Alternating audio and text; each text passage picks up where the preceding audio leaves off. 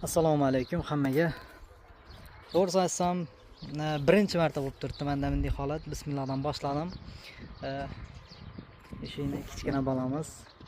O'zlarining uylari yo'q ekan.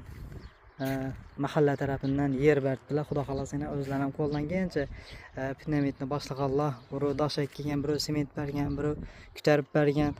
Xudo xolasa endi bu yaqindan sizlar bilan birgalikda shu uyni qo'ldan kelgancha har kim o'zini hissasini qo'shsa ne dedingizlar.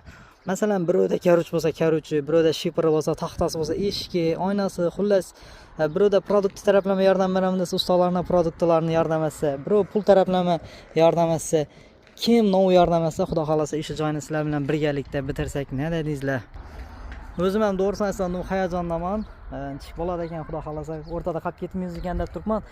Birgalikda amallaymiz. Endi to'g'risini aytsak, har kim bilsangizlar o'zi uchun aytadi. Bu bolalar uchun emas, Alloh uchun ham kerakmi deb aytganlarimiz bizani hammamiz o'zimiz uchun aytamiz. Navbatsak birgalikda bismillahdan shu ishni boshlasak.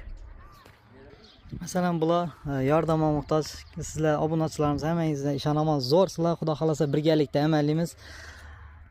İnternetlarda ko'p kuzatamiz. Shunday masalan, bizlar ham shunday bo'lsa yordam etsak deysizlar. Ina xudo xolasa elimizga keldi. Pobedada Pobedani 4-brigadini ibedayni 59-maktab bor ekan. O'zim kelaman desangizlar, o'zlaringiz kelib beringlar. Ayol kishining telefon nomerini qoldiraman, ekranda karta raqamini qoldiraman. Kim nov yordam etaman desa, qo'ldan kelgancha birgalikda shuni aytsak, xudo xolasa hammasi yaxshi bo'ladi.